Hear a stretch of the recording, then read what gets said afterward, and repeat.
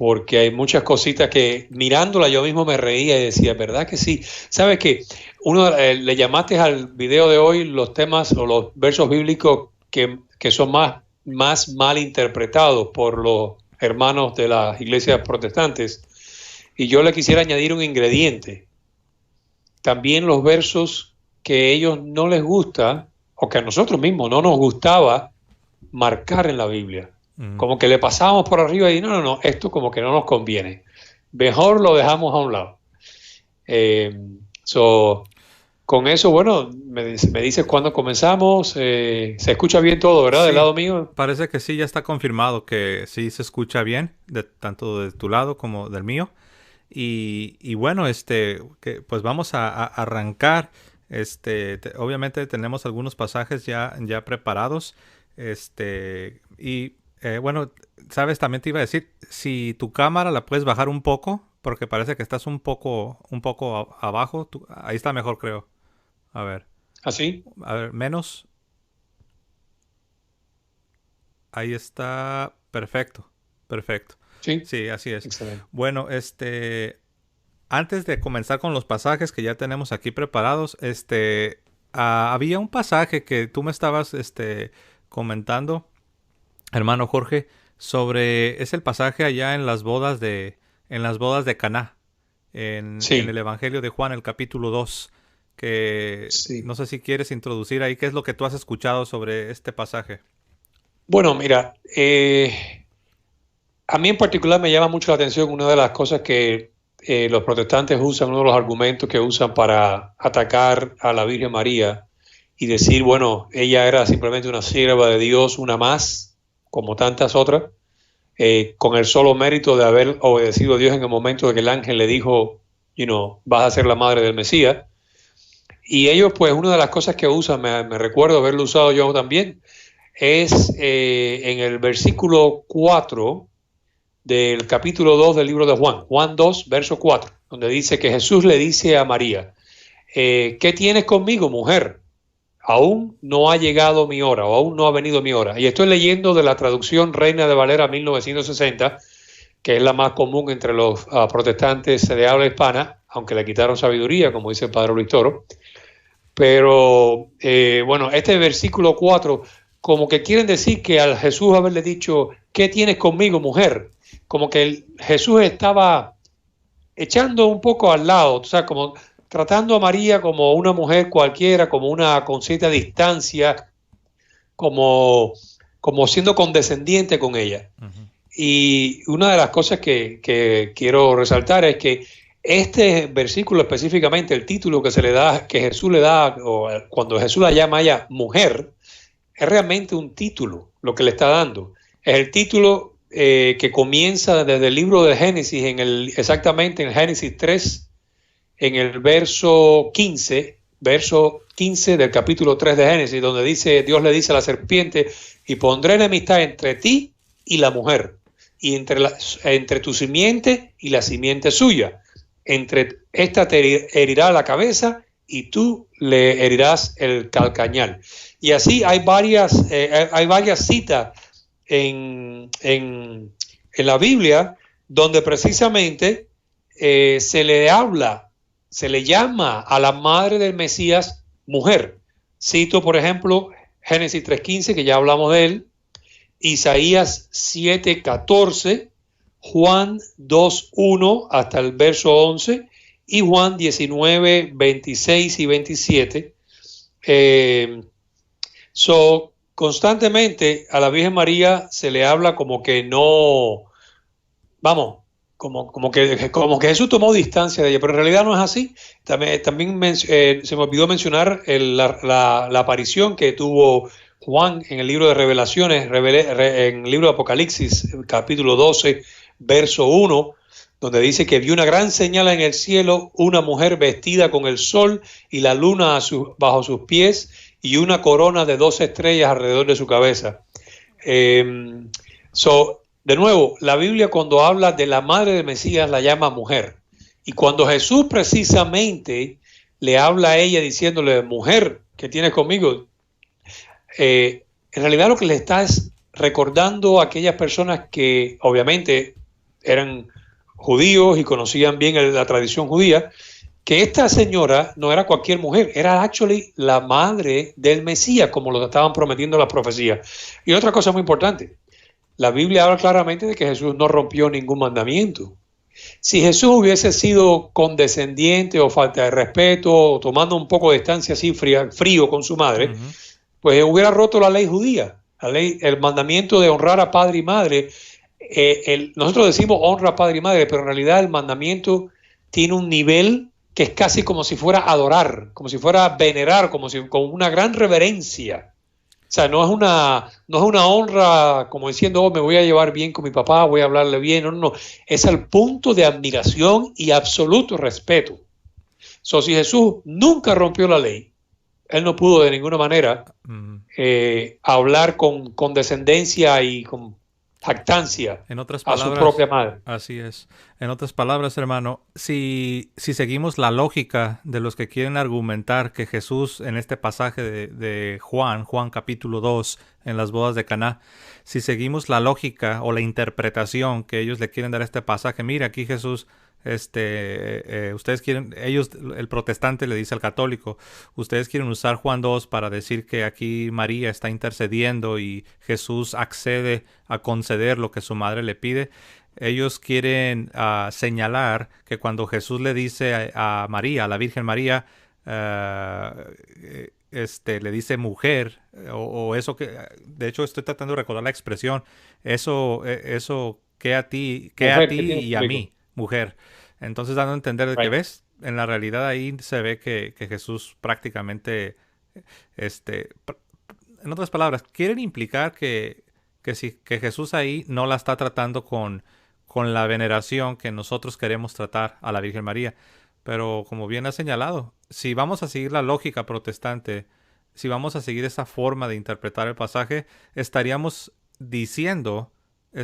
implicando que Jesús faltó al quinto mandamiento. ¿Y cuál es ese quinto mandamiento?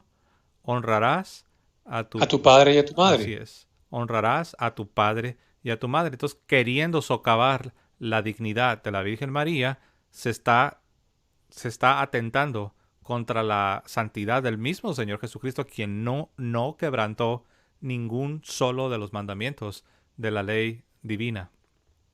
Mira, antes de entrar en materia con los otros versos que tenemos acá, yo quería hacer eco de una conversación que tuve contigo. Yo estaba sintiendo lo mismo cuando me explicaste esto, me lo dijiste en la tarde de hoy.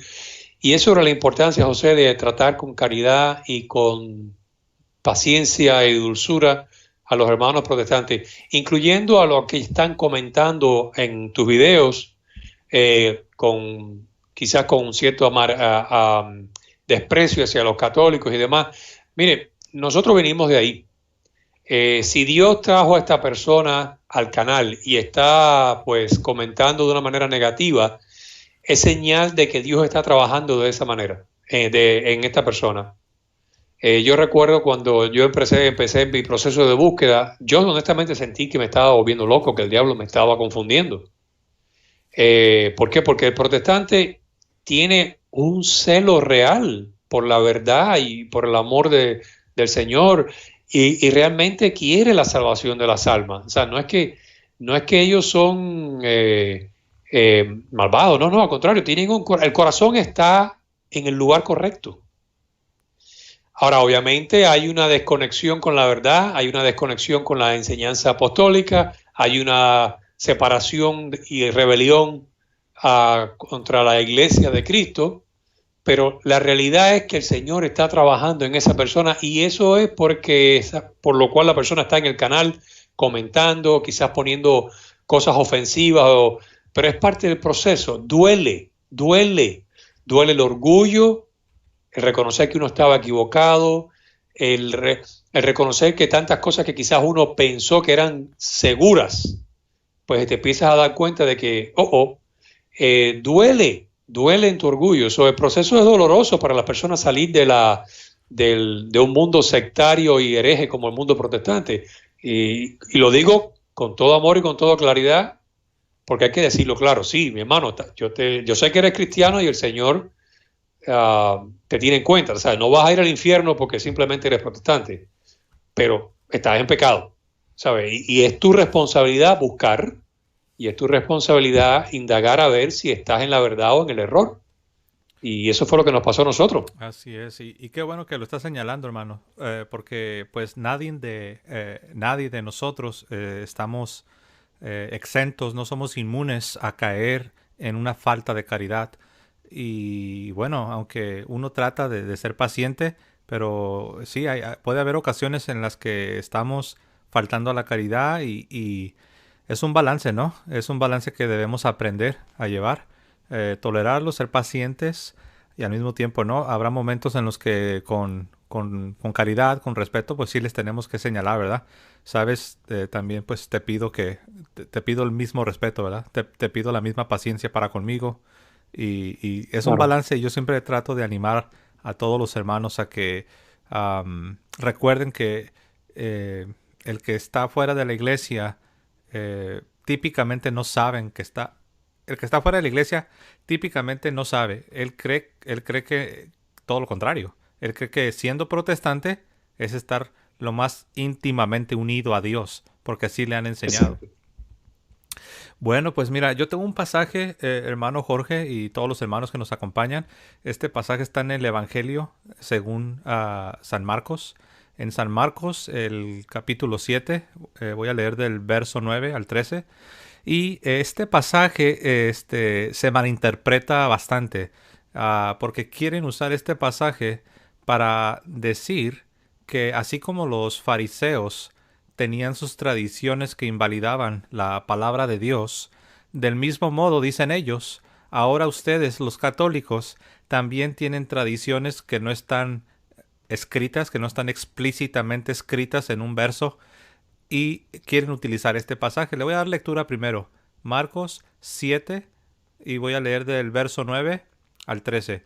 Les decía también, bien invalidáis el mandamiento de Dios para guardar vuestra tradición, porque Moisés dijo, honra a tu padre y a tu madre, y el que maldiga al padre o a la madre, muera irremisiblemente, sin perdón, sin excepción. Verso 11.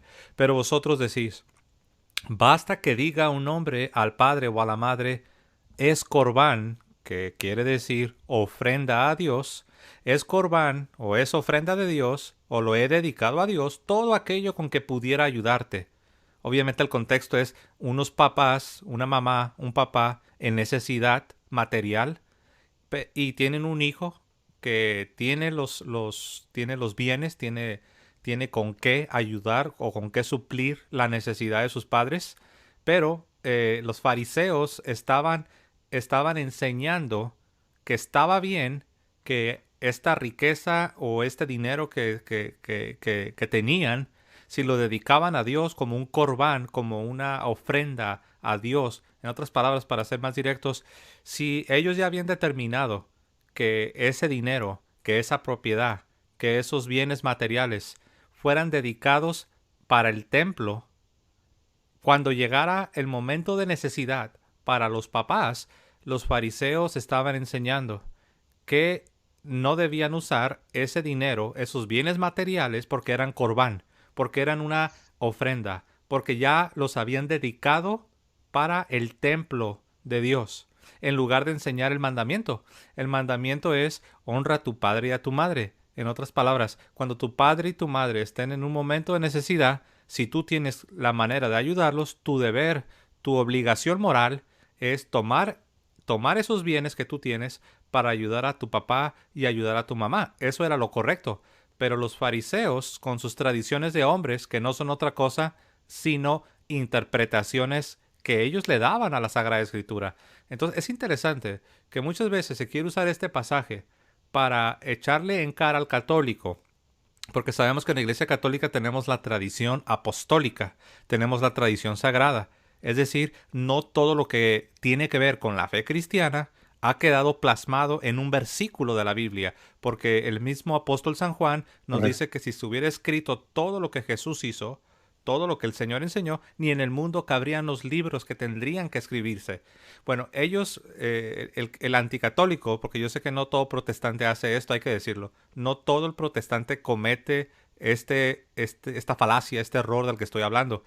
Pero para ser más específico, el anticatólico toma este pasaje para querer decir que la sagrada tradición, que la tradición apostólica es lo mismo que las tradiciones de los fariseos, cuando es todo lo contrario. Correcto. Las tradiciones de los fariseos eran interpretaciones chuecas, erróneas, torcidas, que le estaban dando al corbán, es decir, a la verdadera ofrenda que uno de corazón se la daba a Dios. Pero le daban una mala interpretación a tal grado que decían, no, pues ni modo, mira, tus papás te necesitan, pero es corbán, ya se lo dedicaste a Dios, ya lo pusiste en el arca del templo. A ver, hermano, ¿qué te viene a la mente? Bueno, mira, me llama mucho la atención eso porque fíjate que uno de los problemas grandes que para mí, cuando yo era bautista, era el tema de lo que es la autoridad de la iglesia, lo que es la iglesia como tal. Para mí, para todos nosotros, obviamente, la idea era de que la iglesia era la familia espiritual invisible de todas las personas que habían aceptado a Cristo como el Señor y que, bueno, pues que creían que la Biblia era inspirada y sin error y que en la Santísima Trinidad, o sea, Padre, Hijo y Espíritu Santo, en la resurrección de Jesucristo, en el perdón de los pecados a través de la crucifixión, del sacrificio de la cruz y demás. Siempre y cuando tú fueras eso, pues no había ningún problema. Tú eras cristiano y eres parte de esa iglesia invisible. Pero una de las cosas que yo empecé a descubrir con el tiempo fue precisamente que la iglesia como tal, Jesús no dejó una iglesia invisible. Jesús dejó una iglesia específica, visible. Él no dejó la cosa al azar, dejó institucionado un grupo de apóstoles, en este caso eran 12, Judas murió, pero bueno, quedaron 11. Tuvo un diálogo directo con Pedro, donde le dijo, Pedro, a ti tú eres piedra. Fíjate que Dios le cambia el nombre solamente a las personas cuando va a hacer algo importante, definitivo en la vida de esa persona. Y a Pedro, Simón, le cambia de Simón a Pedro, a piedra. Uh-huh. Tú eres piedra y sobre esta piedra edificaré mi iglesia. Y le dice a Pedro específicamente, y sobre esta piedra edificaré mi iglesia y a ti te entrego las llaves del reino. Lo que tú ates en la tierra será atado en el cielo y lo que tú desates en la tierra será desatado en el cielo. Ahora, los protestantes le pasan por arriba a este versículo, obviamente porque no les conviene. Le voy a poner, por ejemplo, otro más que yo acabo de buscar acá también, que está precisamente en Juan 20, versículos 21 al 23. Dice, ya esto es después de la resurrección. Uh-huh. Entonces Jesús les dijo otra vez, paz con vosotros. Como me envió el Padre, así también yo os envío. Y habiendo dicho esto, sopló y les dijo, recibid el Espíritu Santo. Espérate. Jesús les dio el Espíritu Santo antes de Pentecostés a los apóstoles. Interesante. Y después les dice, a quienes, en el verso 23, a quienes le perdonen los pecados, les son remitidos o perdonados, y a quienes no les perdonen los pecados les quedarán sin perdonar o les son retenidos. Now, esto es uno de los versos, José, que los protestantes le pasan por arriba, pero no lo quieren ni mirar.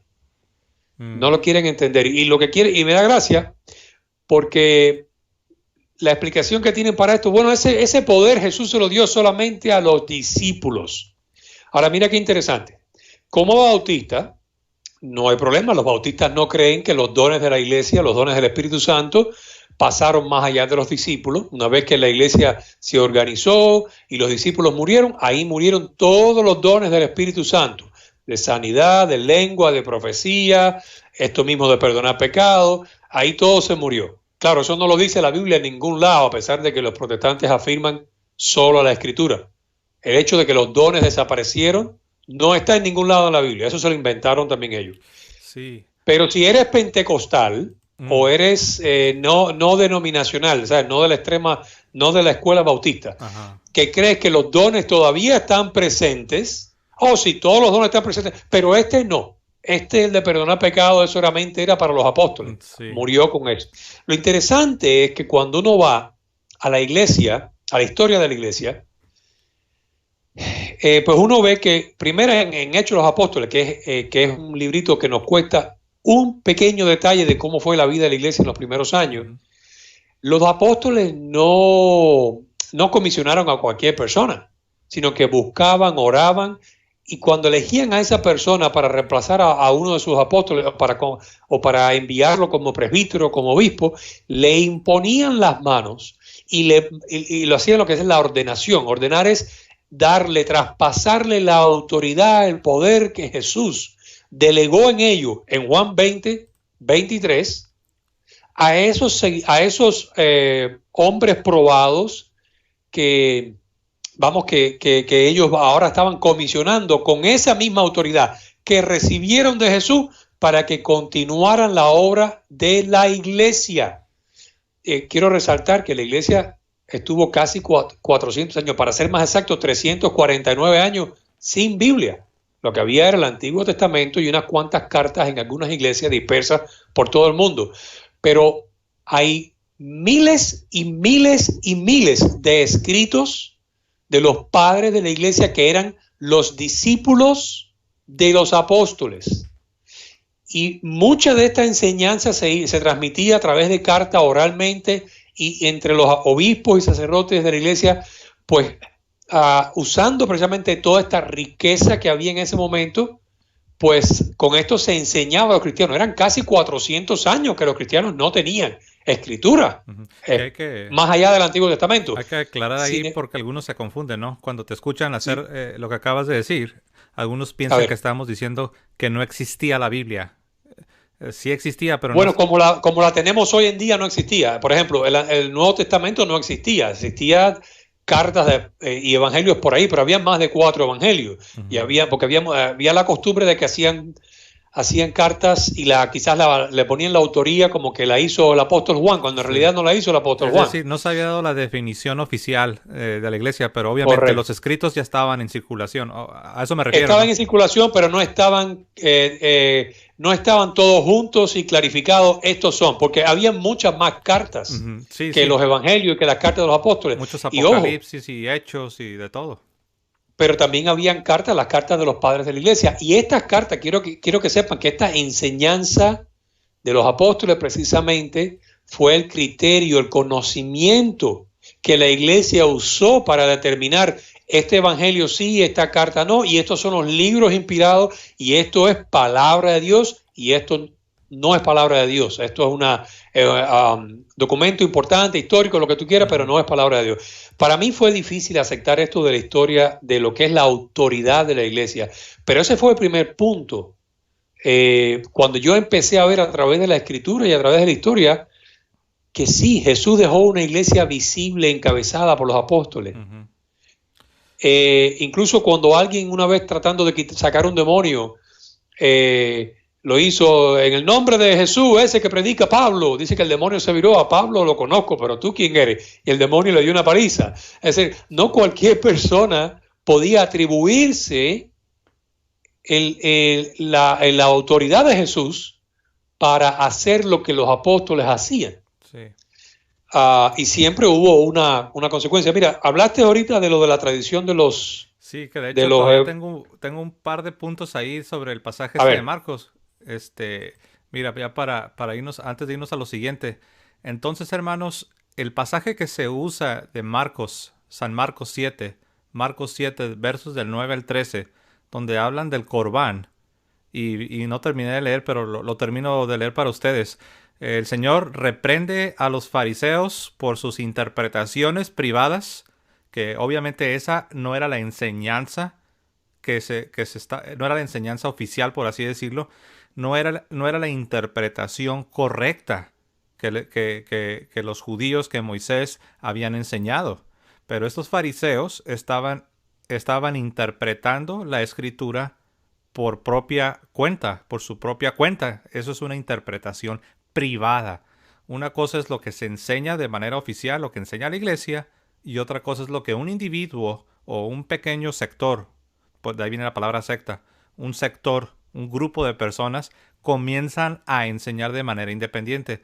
Pues los fariseos habían caído en este error y Jesús los reprende y les dice el Señor, porque Moisés dijo, aquí esto es interesante que va aunado a lo que estabas diciendo, hermano Jorge.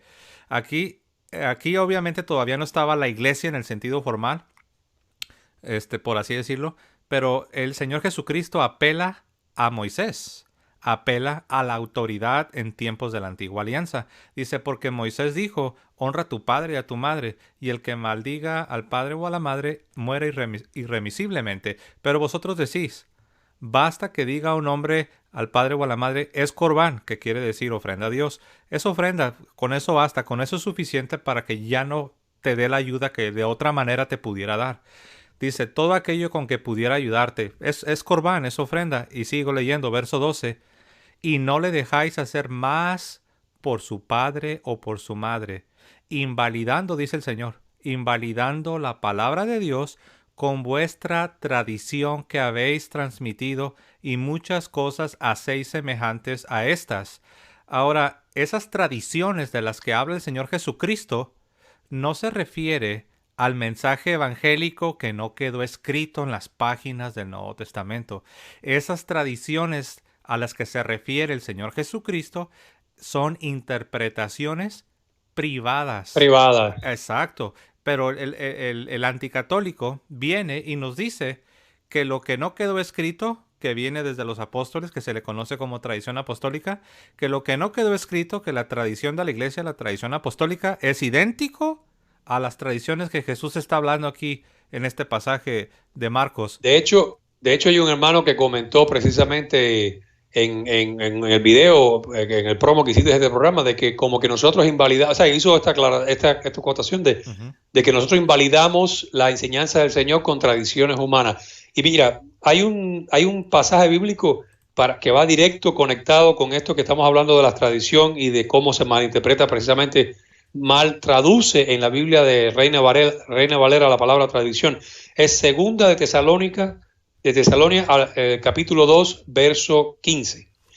Y dice, by the way, yo lo tengo en inglés, pero lo voy a traducir aquí al español mientras leo. Dice, por esto, hermanos y hermanas, estén firmes en la tradición que le hemos enseñado de palabra o por carta.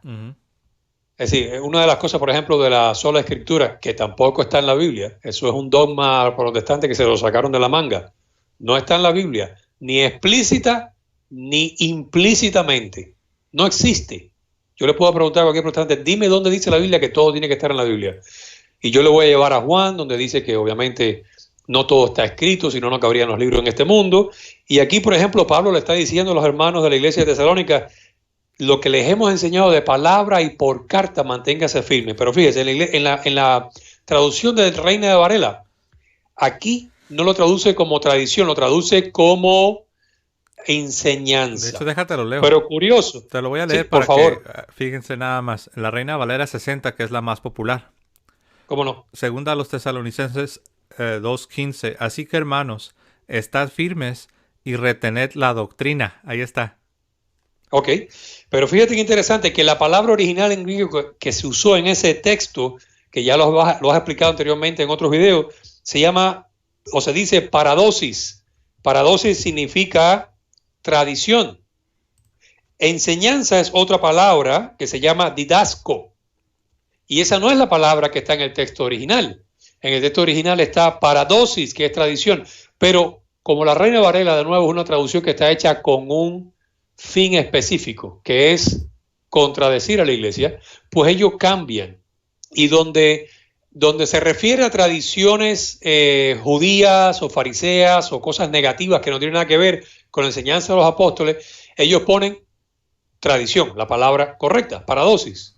Pero en otros lugares, cuando se refiere a la enseñanza de los apóstoles, aunque la palabra original que esté en el texto sea paradosis, los protestantes traducen enseñanza. Muy conveniente, ¿verdad? En otras palabras, porque la Biblia utiliza la palabra tradición en sentido positivo y también en sentido negativo.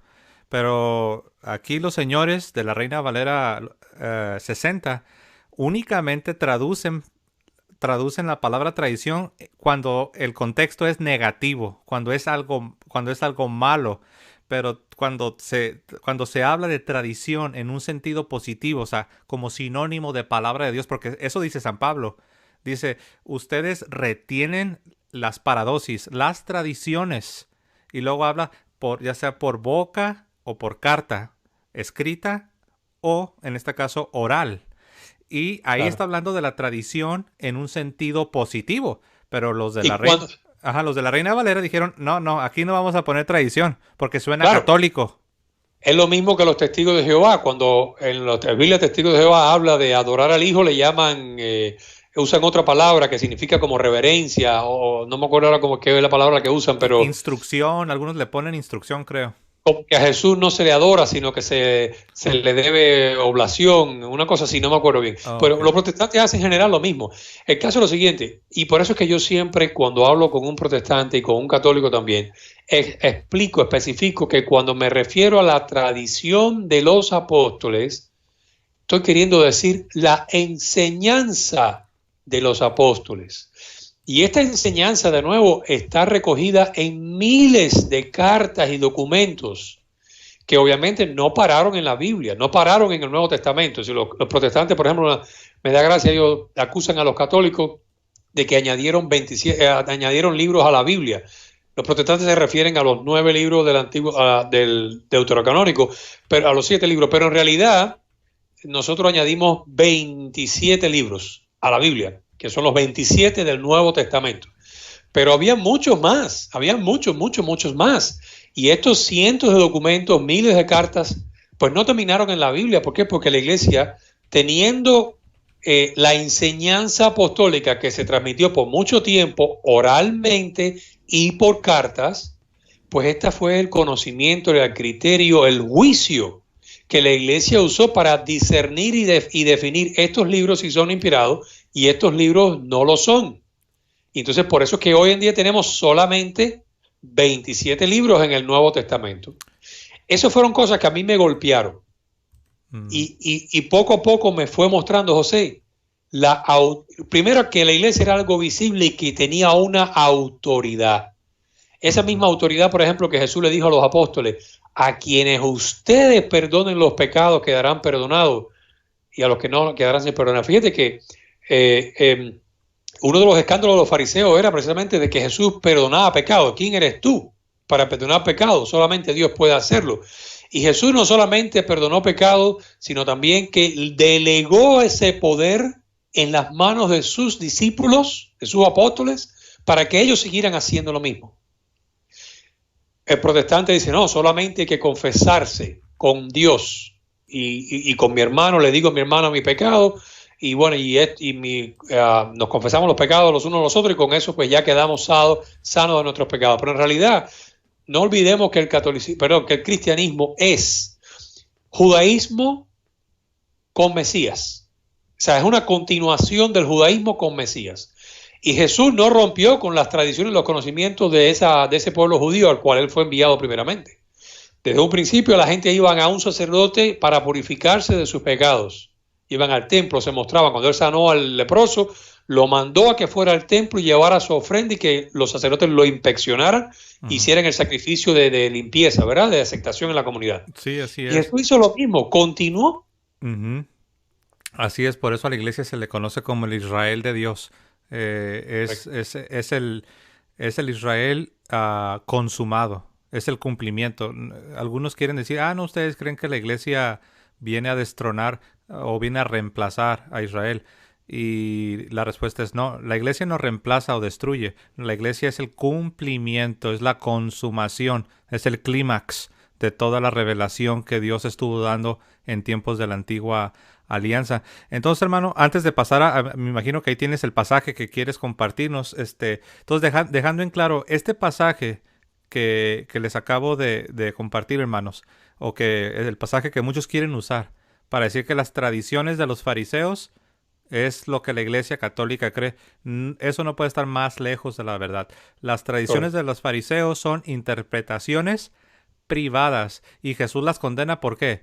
Las condena porque estaban quebrantando invalidando el quinto mandamiento de la ley divina. ¿Cuál es el quinto mandamiento?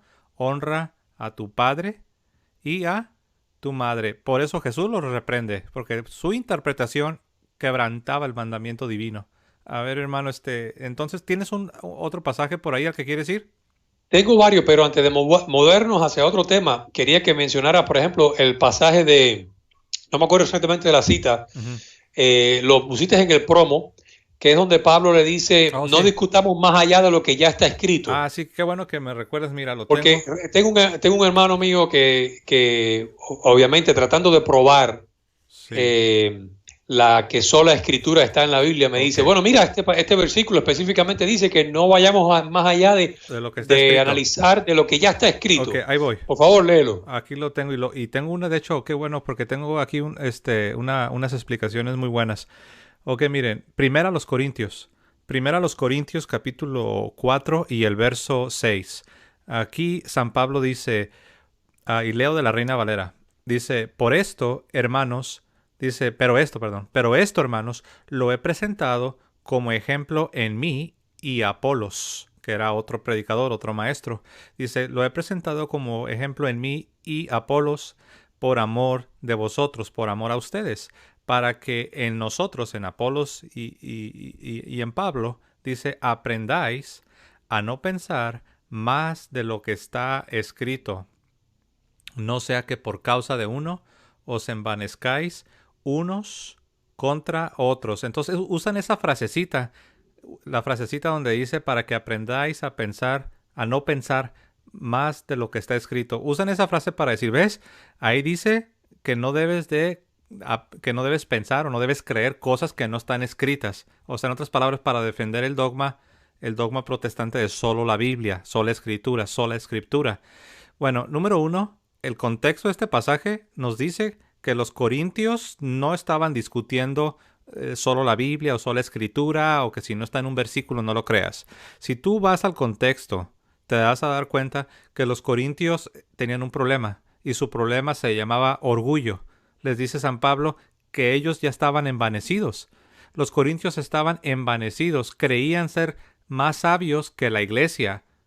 Ellos estaban, porque si uno va al capítulo 1, uno ve que San Pablo dice que él predica la cruz, que él no predica la sabiduría de este mundo. Por ejemplo, en el verso 17, primero los Corintios 1:17, dice San Pablo, pues no me envió Cristo a bautizar, sino a predicar el evangelio, no con sabiduría de palabras, para que no se haga vana la cruz de Cristo, porque la palabra de la cruz es locura a los que se pierden. O sea, la palabra de la cruz, el evangelio, es locura para los que se creen ser sabios, para el racional, que lo sobrenatural lo menosprecia y se ríen de los cristianos. Bueno, dice San Pablo, dice, porque la palabra de la cruz es locura para los que se pierden. Dice, pero a los que se salvan, esto es, a nosotros, es poder de Dios.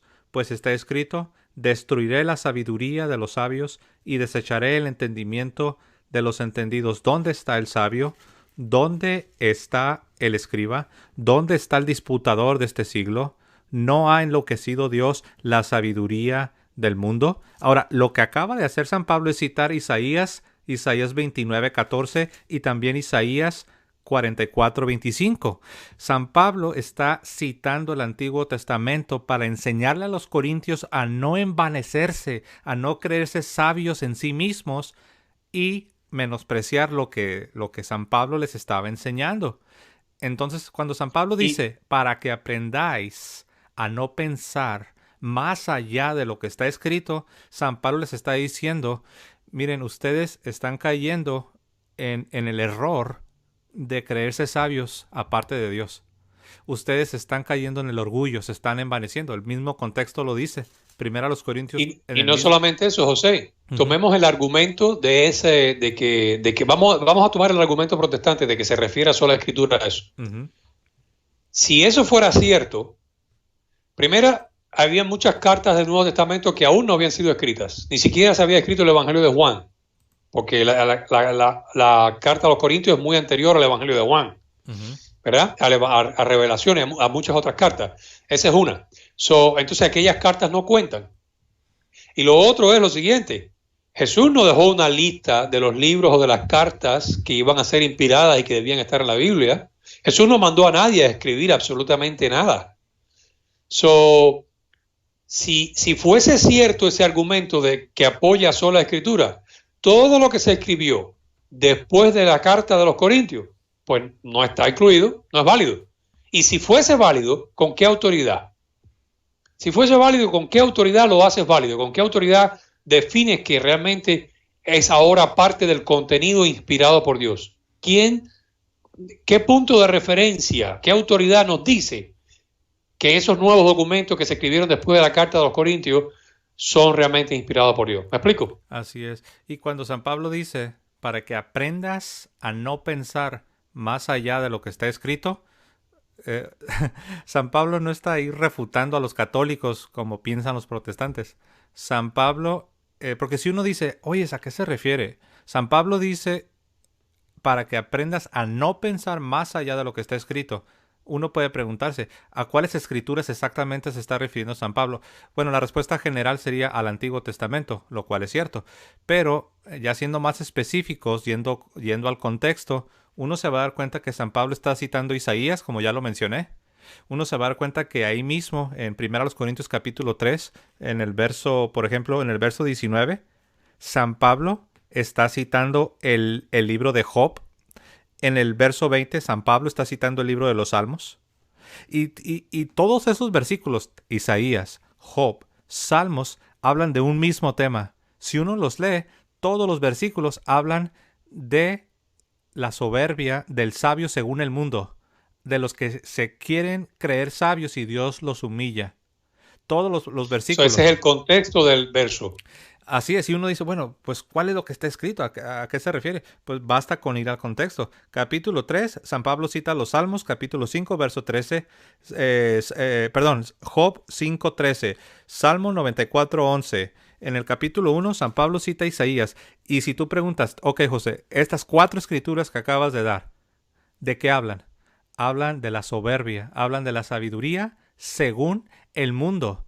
Y uno dirá, ¿y cómo sé que realmente a eso se refiere 1 Corintios 6:4? Es muy sencillo, vuélvelo a leer. Ya cuando lo leemos con este entendimiento, con el contexto, vean lo que dice. Lo leo simple y sencillamente, lo voy a leer. 4:6, dije 6:4, pero es 4:6. 1 Corintios 4:6. Por esto, hermanos, lo he presentado como ejemplo en mí y Apolos por amor a ustedes, para que en nosotros aprendáis a no pensar más de lo que está escrito, y vean lo que sigue después.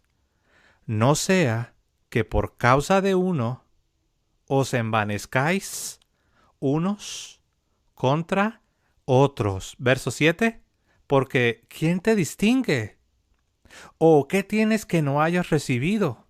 Y si lo recibiste, o sea, si reconoces que sí, todo lo recibiste de Dios, ¿por qué te glorías como si no lo hubieras recibido? Y luego de manera sarcástica, vean lo que dice aquí San Pablo, es una ironía. Verso 8, ya estáis saciados, ya estáis ricos, si nosotros reináis. Y luego dice San Pablo, ojalá reinases, para que nosotros también reinásemos también juntamente con vosotros. O sea, San Pablo dice, ¿ustedes quién se creen? Ustedes piensan que ya están llenos, que ya son ricos, que ya reinan. Y dice San Pablo, qué bueno que ese en verdad fuera el caso, porque si ustedes estuvieran reinando conforme al Señor, que es la humildad, que es una vida rendida, Pablo dice, eso significaría nuestra victoria. La victoria de ustedes sería nuestra victoria. Y a eso se refiere cuando dice, para que aprendáis a no pensar más allá de lo que está escrito.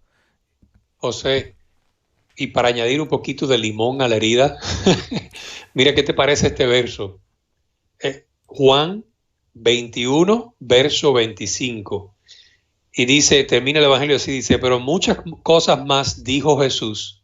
Si se escribieran todas, no cabrían en el mundo todos los libros. Entonces, fíjese, este detalle lo está escribiendo uno de los discípulos del Señor. Hey, Hay muchas más cosas que él dijo, pero todas no las vamos a escribir porque si las escribiéramos no cabrían los libros en este mundo.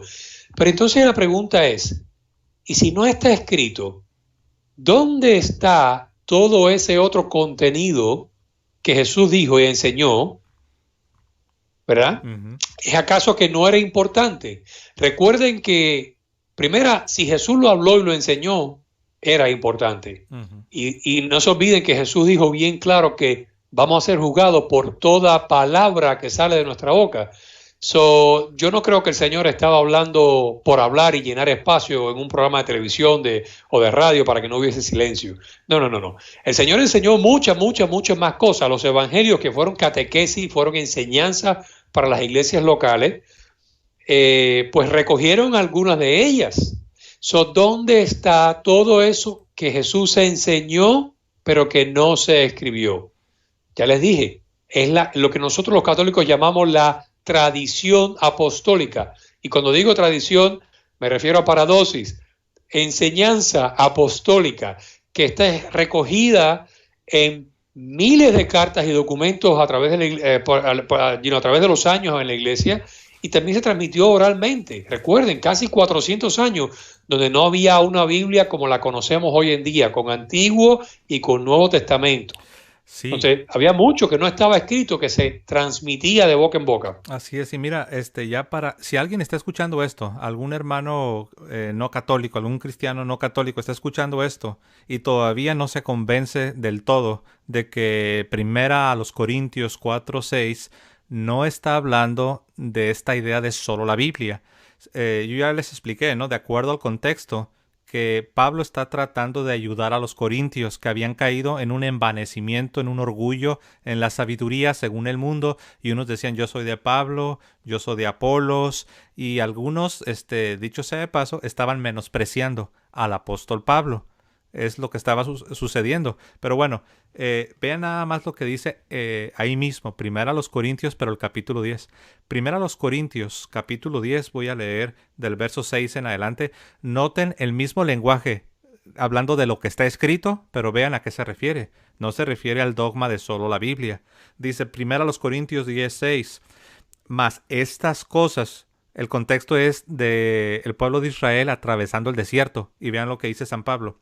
Mas estas cosas sucedieron como ejemplos para nosotros, para, para que no codiciemos cosas malas, como ellos codiciaron, ni seáis idólatras como algunos de ellos, según está escrito, se sentó el pueblo a comer y a beber, y se levantó a jugar, ni forniquemos como algunos de ellos fornicaron, y cayeron en un día 23,000.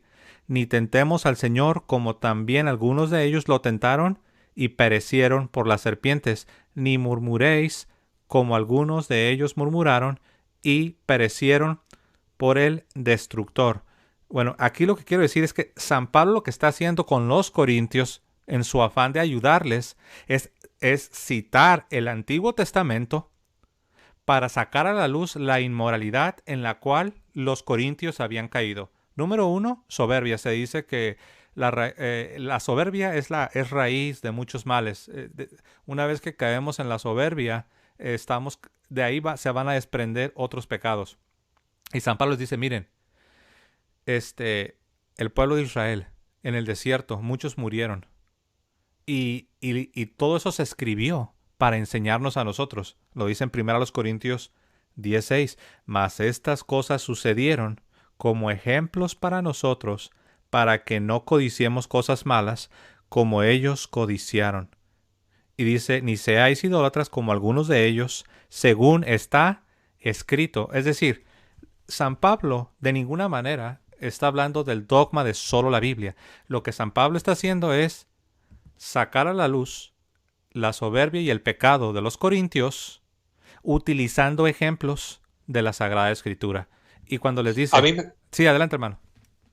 no, perdona, termina tu idea, que Sí, te corté sin cuando querer. les dice, para que aprendáis a no pensar más allá de lo que está escrito, San Pablo les está diciendo, miren, la Biblia reprueba la soberbia. Miren, la Biblia reprueba la idolatría. Miren, la Biblia reprueba el adulterio. Deben ustedes aprender a no ir más allá de lo que está escrito. En otras palabras, diríamos de una manera coloquial, hermanos, aprendan a no quebrantar los mandamientos de Dios. Aprendan a vivir en santidad. Aprendan a no ir más allá de lo que está escrito. A mí me gusta, José, yo siempre hago una comparación de que la doctrina protestante es como un castillo de cartas que se desploma fácilmente. Todo se desploma. O sea, si tú aceptas las 5 solas, que yo le llamo las 5 herejías, ¿no? que sostienen este sofisma, este engaño, empezando por sola escritura. Si tú aceptas eso, bueno, pues entonces tú empiezas a creer toda una serie de cosas. Pero una vez que se desmonta, por ejemplo, sola escritura, ya el castillo de cartas se cae fácilmente. Por ejemplo,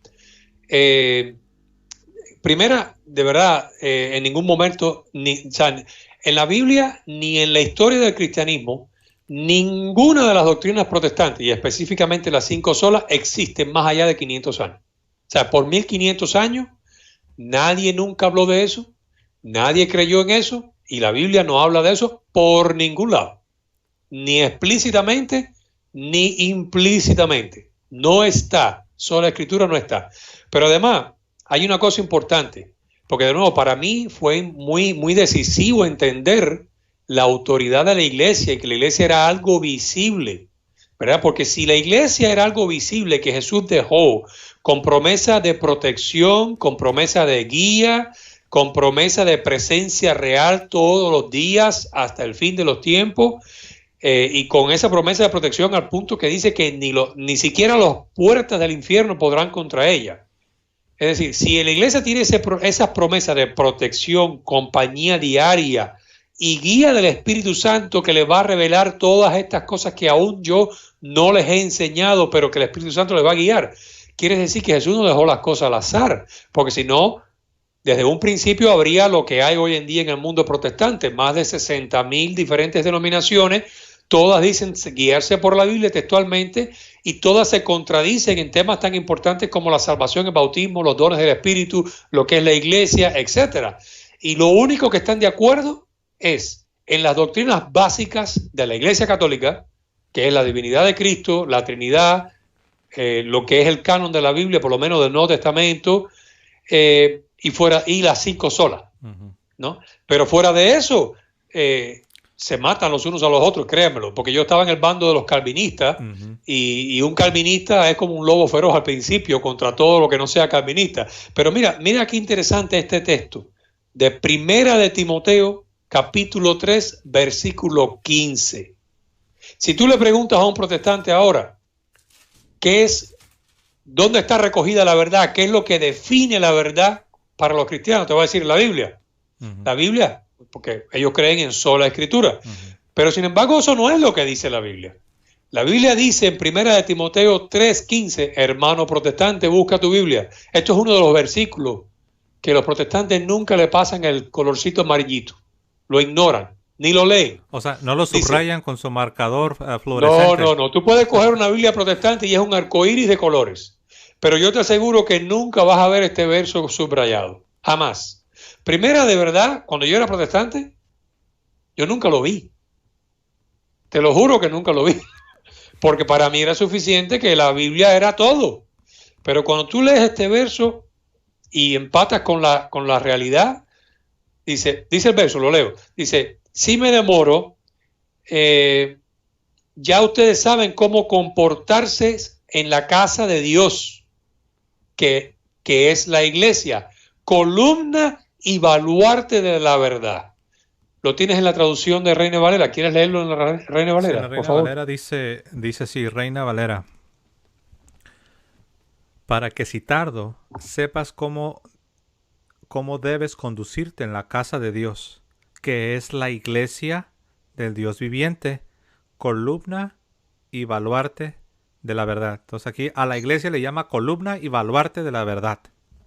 Y que es la casa del Dios viviente. O sea, la iglesia la Biblia no es la columna y el baluarte de la verdad, es la iglesia. Pero ojo, si aceptamos el concepto protestante de que la iglesia es la familia de todos los cristianos, ¿verdad? que cree en Jesús.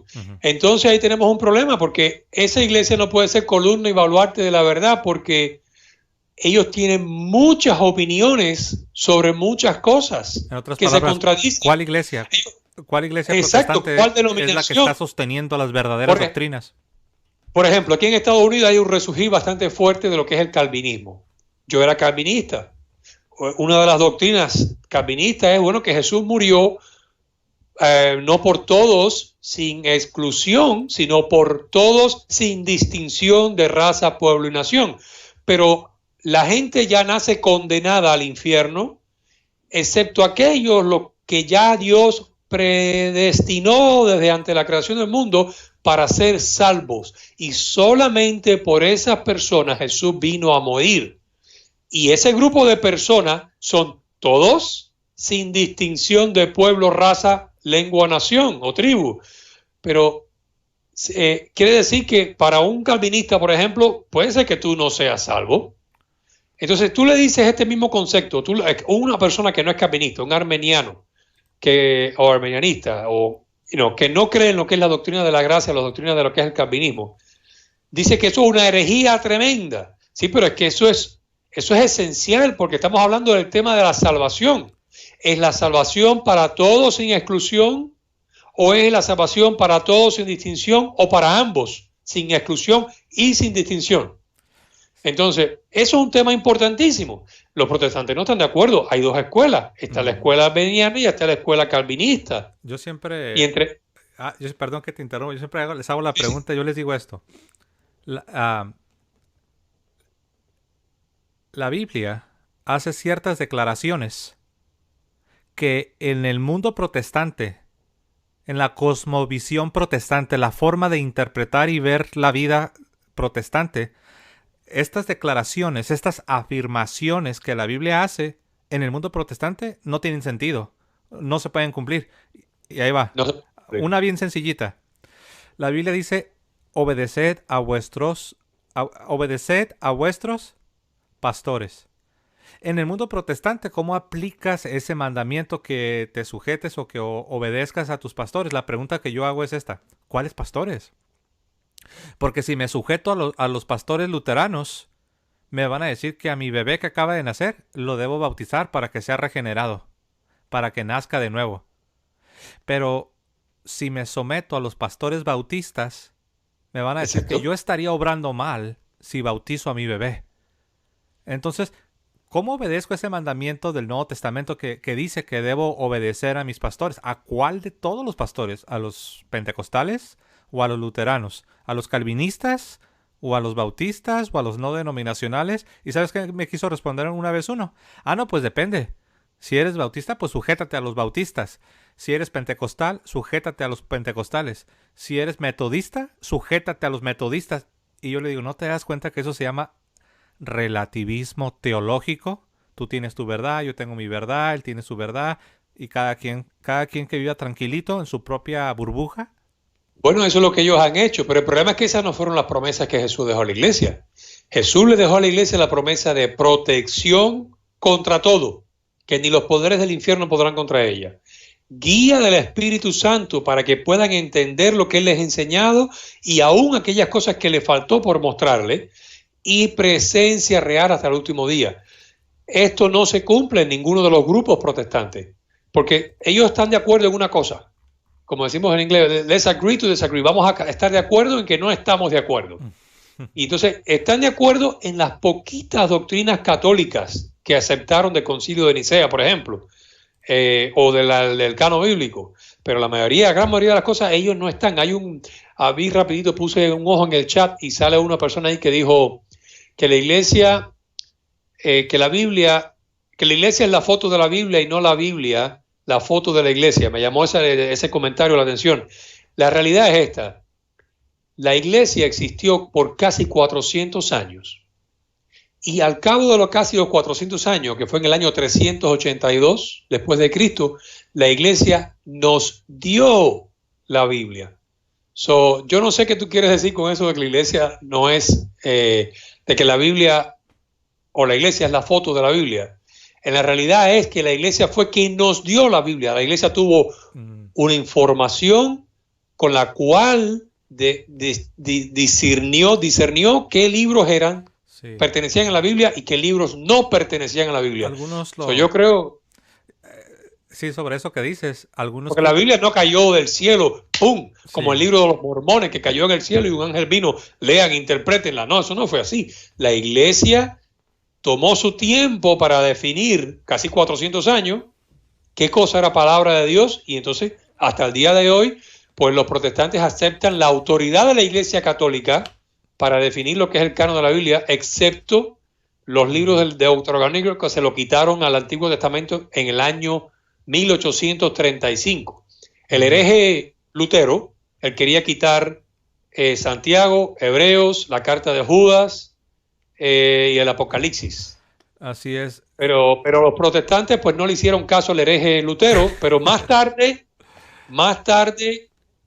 se fueron en su herejía, le hicieron caso en alguna de sus herejías también. Ajá. Y en el año 1835, es decir, 1835 años más tarde, le quitan los libros deuterocanónicos del Antiguo Testamento, cosa que los primeros protestantes tenían y la aceptaban como libros inspirados. Quería comentar que sobre lo que dijiste de que la foto de la iglesia, que de la Biblia, ni le entiendo lo que quiere decir esa frase, pero me imagino que se refiere a que en el mundo protestante lo que ellos dicen es que la Biblia es la madre de la iglesia y no al revés. Ellos rechazan claro. que primero fue la iglesia y después fue la Biblia. Entonces, lo cual es un grandísimo error. Aún si alguno se quiere confundir y quiere decir, no, espérate, pero antes de la iglesia ya estaba una parte de la Biblia. Pero yo siempre respondo, sí, pero esa otra parte de la Biblia la escribió el pueblo de Dios en el Antiguo Testamento. Es decir, el pueblo de Dios, llámese Israel o llámese Iglesia, ahora en tiempos de la Nueva Alianza, siempre han precedido a la Escritura. Es decir, primero es el pueblo de Dios y después es la Escritura, y no al revés, como ustedes quieren decir, que primero es la Escritura y después es el pueblo de Dios. Eso es Por eso que en el mundo protestante, cada vez que hay un ofendido, se va y monta su propia iglesia, y ese dice ser más puro y más cercano a la palabra de Dios que la iglesia anterior donde él se fue. Y por eso es que ves tantas ramificaciones. Sí, y no dentro del mismo mundo protestante. Tradicionalmente, de hecho hay hasta muchas bromas. En los Estados Unidos, el grupo que comenzó con todas estas divisiones así múltiples, como dices tú, siempre hay un grupo que dice, no, ya se corrompieron estos, y se separan y forman sus propios grupos. Son los presbiterianos. Si ustedes alguna vez han preguntado, oye, ¿dónde quedaron los puritanos? Porque ya ves que uno escucha hablar de los puritanos. Pues los puritanos son las tradiciones presbiterianas y reformadas en los Estados Unidos. Esas denominaciones están súper divididas por su mentalidad puritana. Ellos, siempre habrá un grupo que va a decir, no, ya se corrompieron. Ya, mira cómo está se hicieron liberales y se separan, luego se separan y se separan y se separan. Y se siguen separando. Por eso separando. A mí no me gusta, a mí cuando un protestante me habla o cuando yo escucho el término plantar iglesia, lo primero que me viene a la cabeza no es plantar otra iglesia, sino divorcio, otro divorcio. Sí. Porque eso como ellos están fuera de la iglesia y están en rebelión, en pecado de rebelión, pues Satanás los sigue guiando en cada vez más separación, confusión y divorcio. Por eso es que la misma palabra de Dios dice que ellos van siendo engañados y engañando a otros. Claro, obviamente como protestante tú piensas que estás en la verdad y tienes la doctrina y tienes todas las mejores intenciones del mundo. Y ojo, la Iglesia Católica está claro de que el Señor va a juzgarte basado en tu inocencia, quizás en tu ignorancia. Él no va a pedirte lo que no está en tus manos. Si tú eres un protestante y estás convencido y mueres en ese estado, pues créeme, yo no tengo duda que vas a entrar en la presencia del Señor. Pero si eres un protestante y estás mirando este canal y usted no busca, usted tiene ahora que está mirándonos a nosotros, tiene la obligación de buscar si nosotros estamos hablando la verdad o no, como los berean. Buscar las escrituras, buscar la tradición de la iglesia, buscar la enseñanza apostólica. ¿Qué creían los primeros cristianos durante los primeros 300, 400 años de la iglesia? Y usted tiene que buscar que nosotros, Lo que nosotros estamos diciendo hoy y lo que la Iglesia Católica enseña hoy no es cierto, basado en eso. Y si usted decide no buscar información a ver si nosotros estamos en la verdad o no, como hicieron los Berean con Pablo, ¿verdad? Usted está cayendo en un pecado. Y está cayendo en el pecado de seguir creyendo las herejías que le han transmitido a usted. Y ahí sí, como dice la Iglesia, si usted, sabiendo la verdad, decide ignorarla, decide evitarla, pues ahí yo no sé lo que va a pasar entre usted y el Señor, porque obediencia media es desobediencia. Así es, por ejemplo, cuando yo estaba en esa búsqueda de la que estás hablando, eso sucedió. Yo escuchaba a católicos y yo realmente quería estar seguro que lo que los católicos estaban diciendo en verdad era falso. Yo asumía, por muchos años yo vivía con esa suposición, que el católico por default, por así decirlo, así de entrada, el católico está mal. Pero yo nunca me había tomado el tiempo de investigar, de cerciorarme, de comprobar a ciencia cierta que el catolicismo era un error. Nunca había tomado el tiempo. Y cuando escucho a los apologistas y escucho debates y escucho diferentes personas, entonces yo me cuestiono, bueno, de hecho yo reaccioné, como sucede al principio, ¿no? Reaccioné emocionalmente y yo dije, no, dije, todo esto de los católicos es pura mentira. Entonces yo dije, yo voy a probar que el catolicismo es falso. Yo voy a estudiar para comprobar bien con detalles que la Iglesia Católica está mal y que el catolicismo es falso.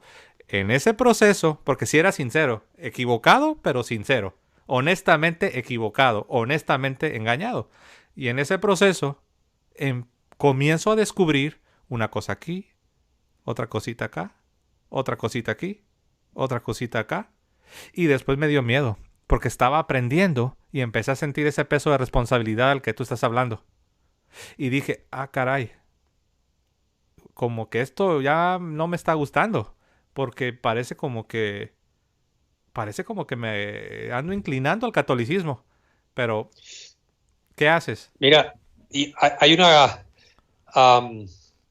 estaba pensando precisamente mientras estabas hablando de eso, de la idea de... se me fue la idea de la mente. Tenía una idea clarita sobre el tema de la iglesia, de la autoridad de la iglesia. Pero bueno, se me fue ahora. No era importante, el Señor la borró. Entonces, pero venía en línea con eso. Lo que pasa es que, de verdad, si la iglesia es algo visible y definido y con continuación, desde los apóstoles hasta el día de hoy, eso es lo que los católicos le llamamos la sucesión apostólica. Es decir, que hay sucesión ordenada y continua de esa autoridad que es delegada de hombre a hombre. ¿Ok? Si eso es cierto, toda esta gente que se han declarado a sí mismos pastores y apóstoles y profetas y toda esa cosa, pues están en un grave problema, porque no están en la iglesia, no tienen la autoridad de Cristo. Entonces, la confusión es tremenda en el mundo protestante. Y pobre gente, la verdad, la mayoría de las personas, alguien puede escucharnos y puede decir, ¿qué estás diciendo? ¿Que los protestantes no son sinceros? ¿Estás diciendo que son personas malas? La respuesta es no. Son sinceros, la gran mayoría son sinceros, y la gran mayoría, la razón que son protestantes es porque en verdad están convencidos que eso es lo correcto. El día que dejen de estar convencidos que ser protestante es lo correcto, ese mismo día se van a regresar a la iglesia. ¿Qué sucedió contigo, hermano? Yo me acordé ahora de San Irineo. San Irineo era un cristiano de los primeros 100 años de la iglesia. Él tiene una frase que a mí me impactó mucho siempre, y yo la leí cuando yo era protestante, leyendo precisamente un libro de un historiador protestante. El libro se llama No creáis a todo espíritu. No me acuerdo el autor, pero es uno de los más famosos en español de historiadores de la iglesia. Y él cita la frase esta de San Irineo, y es que el poder de la mentira está en la verdad que contiene. Es decir, una mentira de Satanás es 99% verdad y 1% mentira. Y eso hace pues que esa mentira completa, ese paquete, sea creíble. Tiene 99% de verdad, pero ese porciento de mentira pues lo hace completamente falso al paquete completo. Entonces el protestantismo sí, tienen el corazón correcto en cuanto a que tienen ese celo por la salvación de las almas, algunos tienen el celo por la conversión, otros no, otros buscan a Dios como si fuera una máquina de Coca-Cola. Declaro y profetizo y digo esto y saco la lata de soda que yo quiero. Pero bueno, hay una gran mayoría de que están en un proceso de conversión genuino, que quieren buscar y someterse al Señor. Pero ese es el problema, que 99%, ¿verdad? Y ese 1% de la mentira es lo que te hace seguir engañado. Y una de las cosas que me llama la atención del protestantismo, eso me di cuenta después, es que como están esclavos y engañados por Satanás en rebelión, fuera de la iglesia y de los regalos que Jesús nos dejó a través de su iglesia, pues andan como caballos con orejeras. Entonces, la mentalidad protestante es o eres o no eres, o sí o no, es binaria, o es esto, y si no es esto, entonces lo contrario. Entonces, es una mentalidad polarizante, tú sabes, y en realidad no es así, en realidad no es sí, entonces es no, hay toda una gama de entendimiento que va mucho más allá. A mí me gusta siempre explicar, lo he dicho en otro video, la Biblia es como un tesoro, como un cajón, donde una familia ha recogido su experiencia y su herencia y lo ha puesto en este tesoro. Y todos los años, por poner un ejemplo, siguiendo la historia, la familia abre este tesoro y empieza a ver las diferentes cositas que hay dentro de este tesoro y le da la interpretación correcta. Oh, mira, la flor, que fue la primera flor que abuelo le regaló a abuela. Oh, mira, la chapa de refresco de la soda, el primer refresco que se tomaron juntos en su primera cita. Oh, mira, la primera camisa que abuela le regaló a abuelo. Y así sucesivamente. Ahora llega cualquier persona fuera de la familia y abre ese tesoro y dice, esto es un montón de basura. Esta camisa no sirve. Lutero quería sacar la carta de los hebreos. Esta otra chapa de refresco, esto no hace falta tampoco. Lutero quería sacar la carta de Judas. Y así sucesivamente. Y empiezas a malinterpretar todo lo que dice, todo lo que hay adentro, porque no tienes la sucesión apostólica, la continuación de la tradición familiar. Y ojo, tradición significa enseñanza, paradosis. No estamos hablando de tradiciones humanas en vano. Estamos hablando de esas muchas cosas que Jesús explicó, de la cual está hablando el autor del Evangelio de Juan. Ajá. Pero que no las puede escribir porque son tantas, porque los libros no cabrían en el mundo. Muchas de las cosas que Pablo explicó y se la dice, ya sabes cómo comportarte y ya sabes lo que sigan firme en lo que le hemos enseñado de palabra y por carta. Y de nuevo, estas cartas no están perdidas, señores. Hermano protestante que estás mirando ahora, estas cartas existen, hay cientos de ellas. Hay más copias de las cartas de los padres de la iglesia, de los primeros cristianos, que copias de los mismos evangelios. Busquen. Es responsabilidad suya, como los Berea, de buscar a ver si verdad lo que nosotros hemos encontrado es cierto o no. Ahora, una vez que tú veas, te va a pasar lo mismo que nos pasó a nosotros, José, que vas a ver que la iglesia tiene autoridad. Cuando yo decidí convertirme, José, yo le dije a mi esposa, mira, yo no tengo todas las respuestas. Todavía tengo una confusión en mi cabeza y fueron casi un año y medio, 2, donde todavía yo estaba debatiendo con muchas ideas, sobre todo con las doctrinas calvinistas, sobre la doctrina de la gracia, la salvación y demás. Pero yo le dije a Adriana, mi esposa, mira, yo no tengo todas las respuestas, de verdad todavía no sé explicar muchas de las cosas, pero ya hay una cosa que sí sé por cierto. La Iglesia Católica es la Iglesia de Cristo, con mayúscula. La Iglesia. No es otra denominación, es la única iglesia. Y estos son atributos de la iglesia, que es una, única, apostólica, católica, que significa universal, y santa. Santa, no porque los pecadores que vienen a la iglesia sean santos, aunque lo son, sino porque el Señor la reservó para sí. Me da gracia porque los protestantes quieren atacar a la iglesia, a la santidad de la iglesia, usando los pecados que suceden en la iglesia. Y curioso, José, porque eso fue una de las cosas que me ayudó a convertirme al catolicismo. Yo dije, oiga, si un mal obispo, si un papa malo, si un cura pedofílico, como se diga, pedófilo, si un mal católico que no lee la Biblia y no profundiza en su fe, o es sencillamente católico de nombre que va a la iglesia por ir, porque no sabe lo que cree, si aún los protestantes con sus ataques continuos no han podido destruir a la iglesia, ni los atacantes de afuera, ni los pecadores de adentro, de verdad esta iglesia tiene la protección de Dios. Y eso es lo que hace. Y la iglesia es santa porque Dios la hace santa, porque Dios la reservó para sí y se la escogió. Por eso es que es santa. Y eso es el escándalo del evangelio. Sí. Que Dios escoge a pecadores para sí, y a esos que se escandalizan con la misericordia que Dios tiene con gente que no se la merecen, pues el evangelio para ellos es mala noticia y se escandalizan porque dicen, ¿cómo es posible que esa gente vayan al cielo? Pues si esa gente va al cielo, yo voy a un cielo más alto que ellos, dicen el impío, ¿no? Que no cree en la gracia de Dios. Bueno, pues eso es lo mismo que hacen los protestantes cuando al ver a malos católicos y a malos curas o a malos obispos, pues acusan que la iglesia no es la iglesia de Dios o que no es santa. Sí, por ejemplo, Dios, en realidad... Dios en el Antiguo Testamento al pueblo de Israel lo llama santo. Ellos eran la nación santa.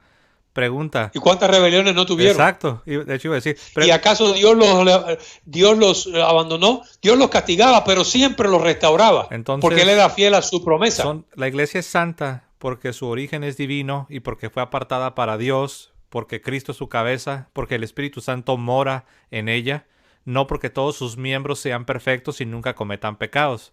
Porque por esos estándares, si usamos esas medidas, pues entonces nada sería santo en esta vida después de la caída. Entonces el pueblo de Israel, Dios mismo le llama al pueblo santo nación santa.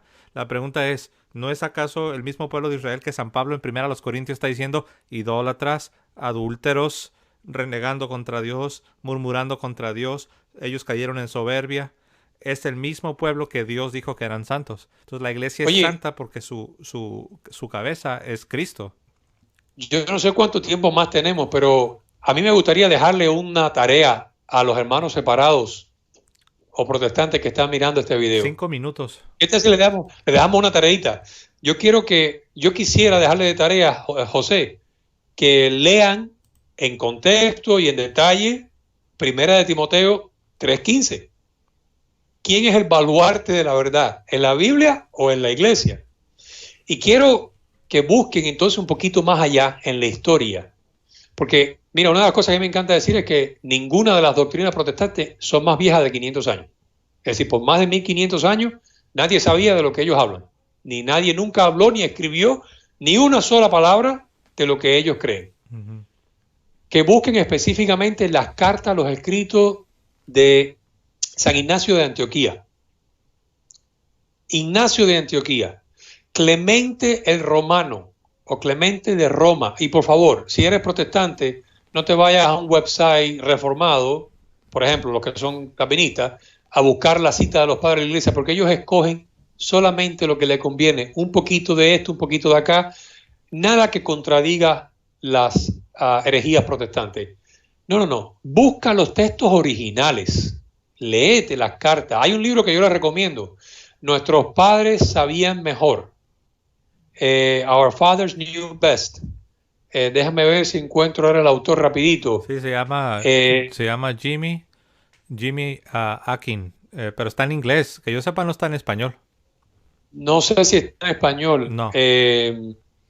Vamos a buscar, José, unos cuantos libros en español, precisamente que de los padres de la iglesia, para ponerlo en tu canal, en los diferentes videos, para que la gente pueda ir leyendo esos libros. Pero bueno, busquen en Google, empiecen por Google a ver si encuentran en los libros en español las cartas de Ignacio de Antioquía, los escritos de Ignacio de Antioquía. Ahí te vas a dar cuenta que los primeros cristianos, by the way, Ignacio de Antioquía era discípulo directo del apóstol Juan. Murió unos años después del apóstol Juan. Se cree que él actually fue uno de los que escribió el Evangelio de Juan, porque de la manera que está escrito el Evangelio de Juan no estamos seguros de que Juan fue precisamente quien lo escribió, sino que parece que sus discípulos lo terminaron. Y él hace específicamente, Ignacio de Antioquía habla de la presencia real de Jesucristo en la Eucaristía. Si usted es protestante y cree que Jesús estaba hablando en parábola, cuando hablaba de que esto era mi cuerpo, pues eso no es lo que creían los primeros cristianos, y hay suficiente documentación sobre el tema. Los cristianos creían que Jesús estaba vivo, resucitado, glorificado, escondido en un pedazo de pan, el pan consagrado en la Eucaristía. Me viene a la mente, y si eso es cierto... Me viene a la mente lo que un protestante dijo cuando se le estaba hablando de las cartas de San Ignacio de Antioquía, que sí es cierto, murió en el año 107 aproximadamente, pero todo su ministerio, o la gran mayoría de su ministerio, fue en el siglo I. Se cree que él fue ordenado alrededor de los 60s, 70s aproximadamente. Entonces, un hombre que vivió en el primer siglo. Y como ya lo dijiste, hermano, en sus cartas, las cartas de San Ignacio de Antioquía, que están en internet, las pueden buscar, él habla de la Eucaristía, él habla de diferentes distintivos católicos. Pero ¿sabes qué dijo un protestante? Para que veas hasta dónde puede llevar el afán de negar a la Iglesia Católica. No, dice, eso solo prueba una cosa. Eso solo prueba que ya en tiempos apostólicos ya se había desviado el cristianismo.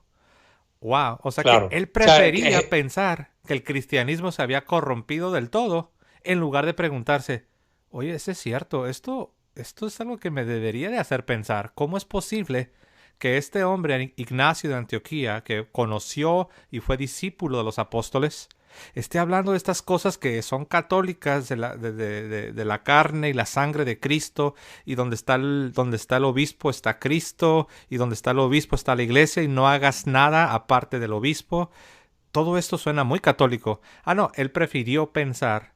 Dijo, no, dice, eso solo prueba que ya en el siglo I ya el cristianismo se había corrompido. En otras palabras, te toma mucha más fe creer la teoría de que el cristianismo se corrompió del todo desde el primer siglo, que creer acuérdate que el protestantismo está basado en el pecado de la rebelión. Ellos no lo reconocen, pero está ahí.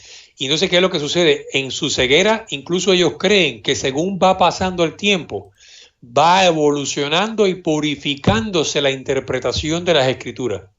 ¿Sabes eso, verdad? Que muchos, no estoy hablando de los protestantes históricos, pero por ejemplo, muchas de las iglesias no denominacionales, ellos creen que los grupos primeros protestantes pues tenían errores. Entonces, por ejemplo, dicen, Lutero estaba correcto en este tema, pero estaba equivocado en este otro. Calvino estaba correcto aquí, pero incorrecto allá.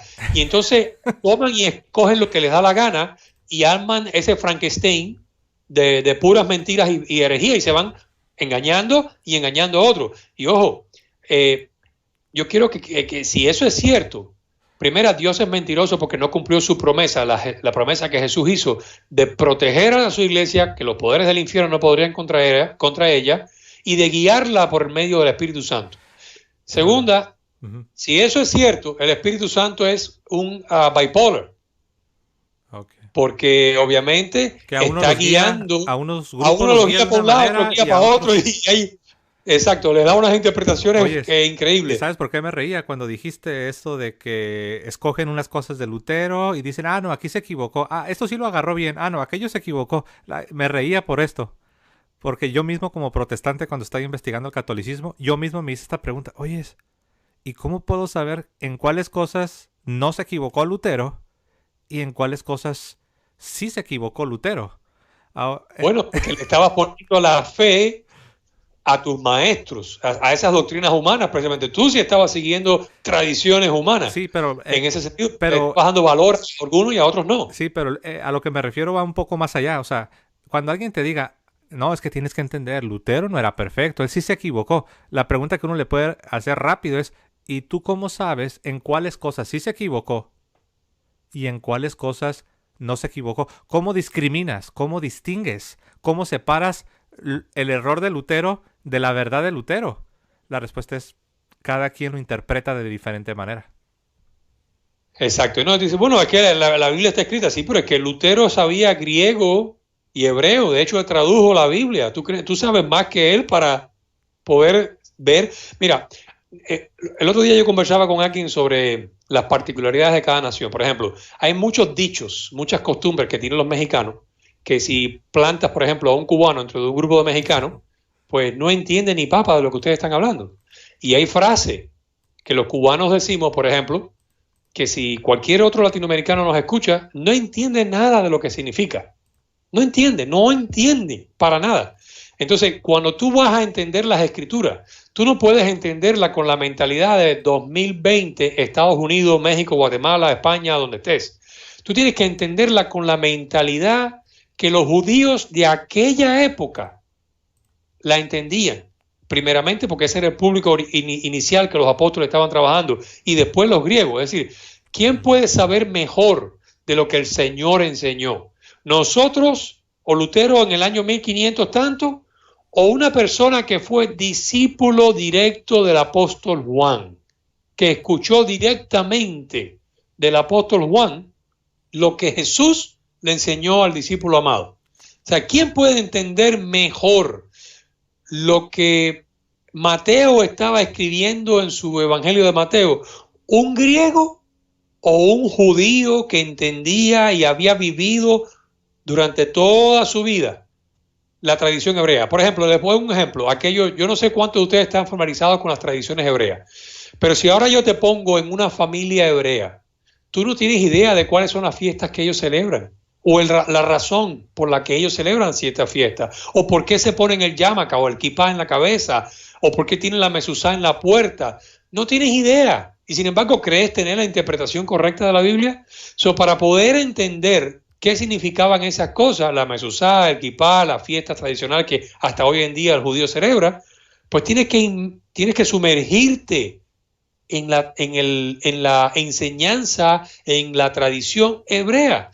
Esa misma tradición, esa misma cultura o mentalidad fue a la cual Jesús le estaba hablando. Él era un judío, él no era un griego, no era un romano. Pues hay que entender primero qué era esa tradición.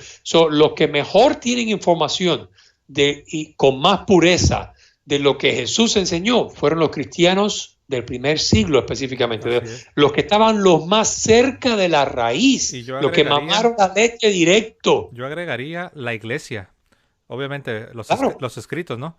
Pero ¿a quién le voy a creer yo? A una persona que agarra la Biblia y se pone a leerla sinceramente y honestamente, pero al final saca sus conclusiones. ¿A quién le voy a creer? A esta persona que ahora en el año 2020 se puso a leer la Biblia y saca sus conclusiones y con toda sinceridad y toda honestidad, pero me dice lo que me quiera decir, o le voy a creer a una iglesia que ha estado en el planeta Tierra por 2000 años. La respuesta es, le deberíamos creer a la iglesia. Mira, con ataques, con divisiones, con problemas, con desacuerdos, con malos papas, con buenos papas, pero al final, como mismo Dios lo hizo con Israel, Dios restauró y mantuvo a su iglesia con continuidad. Así es. Mira, una de las cosas que quería decir también, por ejemplo, a mí me ayudó, la última puntilla para mí fue visitar una iglesia ortodoxa. Los ortodoxos se separan por problemas políticos en el año 1054, pero creen hasta el día de hoy lo mismo que la iglesia católica. Para mí eso fue, si esta gente perdieron comunicación, y son cismáticos pero no son herejes, tienen la autoridad de la iglesia, tienen sucesión apostólica y tienen exactamente la doctrina hasta el día de hoy, excepto mínimo, un detallito mínimo que tiene que ver con el Espíritu Santo, de dónde procede el Espíritu Santo, si del Padre y del Hijo o si del Padre solamente. Pero hasta el día de hoy mantienen exactamente la doctrina apostólica y no tenían comunicación con el Papa a través de los siglos, ni tuvieron nada que ver con el protestantismo, no tuvieron más concilios, no tuvieron divisiones heréticas como los protestantes nosotros, y mantuvieron la fe hasta el día de hoy de la misma manera que la Iglesia Católica. Quiere decir que antes de la separación, en los primeros mil años, también la Iglesia tenía esa doctrina. De hecho, si uno analiza a todos los grupos, estén o no estén en comunión con la Iglesia Católica, repito, algunos están en comunión, otros no están en comunión. Algunos, como ya lo mencionaste, en el caso de los ortodoxos, se separan en el 1054, pero hay otros grupos que también vienen de tiempos apostólicos que se separaron incluso antes, como los coptos en Egipto, algunos otros grupos. Pero si uno los analiza, todos básicamente tienen lo mismo. Tienen los sacramentos, creen en los sacramentos, creen en la tradición sagrada, creen en la sucesión apostólica, las liturgias son muy semejantes, sus vestimentas son muy semejantes, sus devociones, todo es básicamente lo mismo. Lo que sí es radicalmente distinto en muchos casos, no siempre, pero en muchos casos, es los grupos no denominacionales o los llamados evangélicos. Pero la razón que son muy distintos es porque son muy recientes, es porque brotaron como hongos, después Sí. de una lluvia tardía, brotaron. Por eso, sí, por eso son muy distintos. Pero si tú analizas el cristianismo de las edades, en sus diferentes tradiciones, todos tienen una misma estructura. Sacramentos, tradición apostólica, sucesión apostólica, la misma forma de la liturgia, sus vestimentas, su forma, sus cantos en diferentes idiomas, pero todos tienen una misma estructura. Ese es el cristianismo que viene de los apóstoles. Me vino una idea a la cabeza, tal vez le sirva a alguien aquí en el chat que está, si usted tiene un hijo, hija o familiar muy querido que está yendo a la iglesia protestante o se está desviando de la iglesia católica y está comenzando en la iglesia protestante, le voy a dar una pizca de esperanza. Créame que Dios está usando esa situación para enamorar a su hija, hijo o familiar más aún con Jesús, con el Señor, para que busque de una manera más profunda quizás el Señor.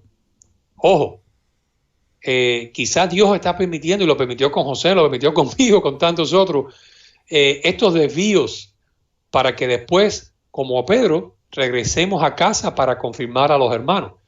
Le prometo que su hija y su hijo no solamente va a regresar enamorado de Jesús, pero va a buscar y va a venir con más información para confirmar y apoyar a sus hermanos. No sé por qué me vino esa idea a la cabeza, pero siento que hay alguien que puede tener esa angustia de que su familiar se está desviando de la fe católica o está fanatizado dentro del protestantismo.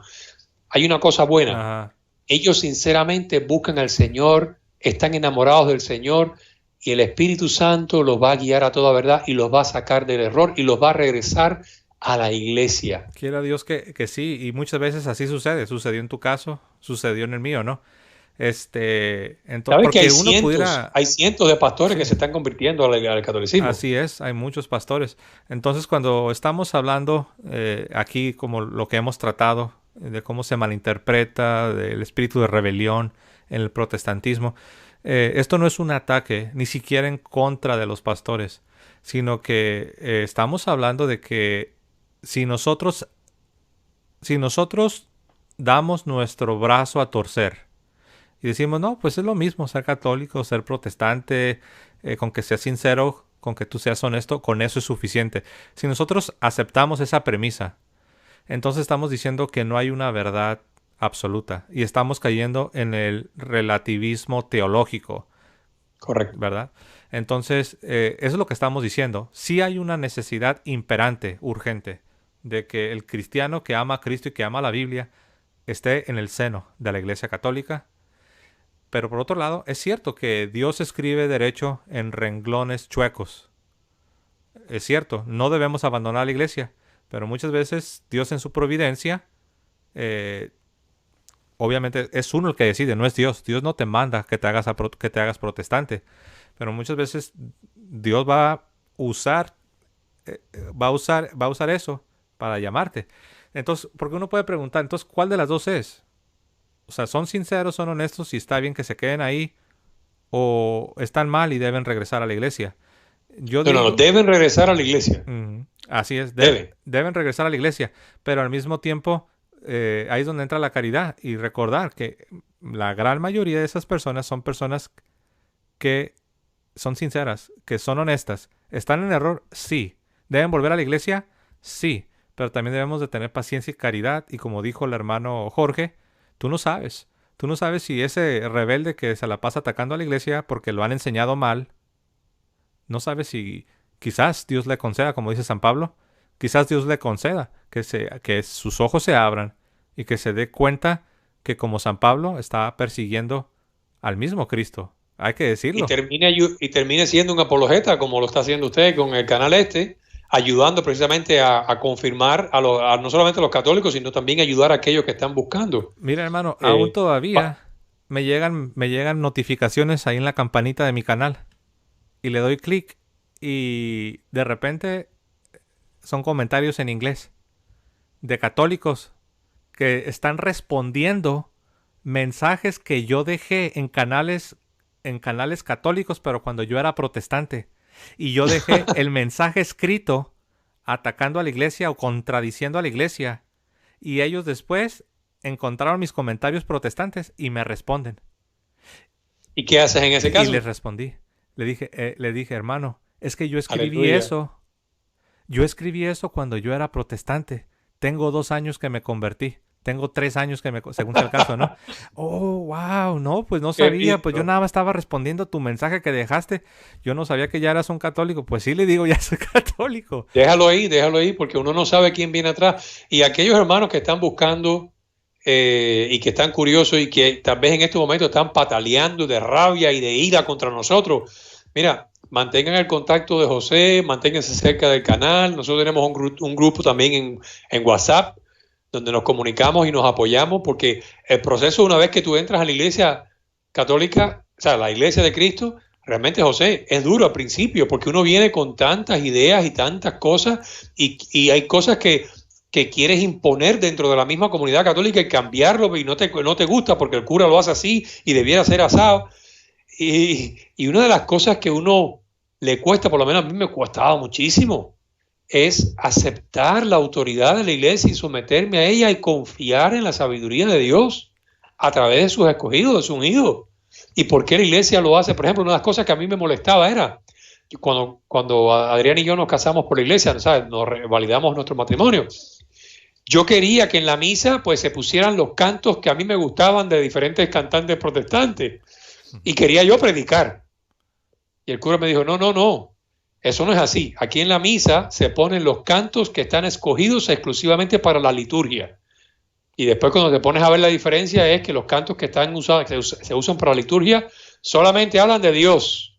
No hablan de tu emoción, ni de cómo tú te sientes, ni de un plan no, de Dios. Son solamente para adorar a Dios. Así es. Y segunda, no, tú no predicas. Quien predica es Sí, claro. el clero, la iglesia, los que están autorizados por la iglesia para hacerlo. En este caso, el sacerdote o el diácono.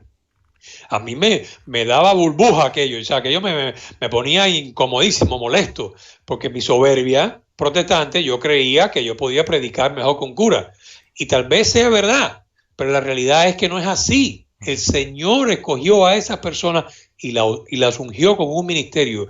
Y el servicio, por ejemplo, en este caso, en la misa en la iglesia, no es para entretenerte a ti, protestante, que empiezas de nuevo en la iglesia, es para adorar al Señor. Así es. Si tú vas con la idea de que quieres que te entretengan y sentirte emocionalmente activo y on fire, o que tu mente se deleite con un sermón extremadamente elocuente, tengo una mala noticia para ti.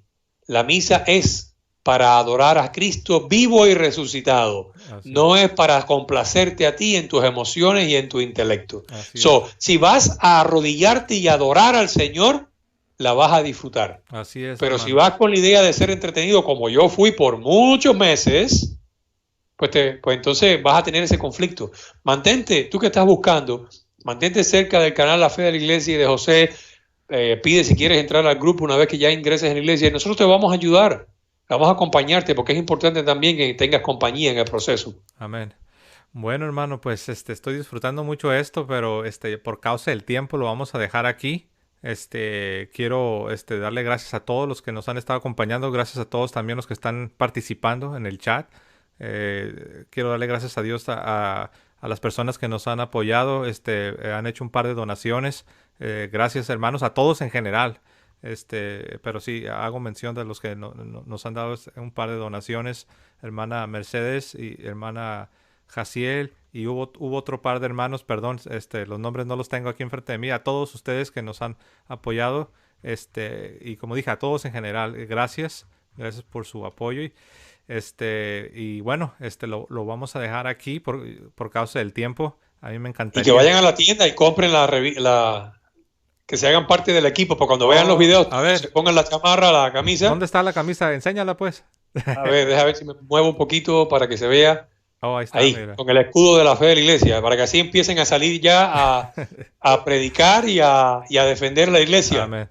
Pues sí, los que están interesados, tenemos una tienda, que bueno que lo mencionaste, hermano Jorge, está en la parte de Hay que abajo, apoyar. en la descripción, ahí hay un enlace que dice tienda y si tienes preguntas, también hay un enlace que dice catolicismo.tv diagonal contacto, ahí está en la parte de abajo. Escríbenos, trataré de responder, siempre trato de responder en cuanto me es posible, pero manden sus preguntas y con gusto les vamos a ayudar. Hermano Jorge, de nuevo, gracias, hermano. Te dejo que te despidas de los hermanos, tus últimas palabras.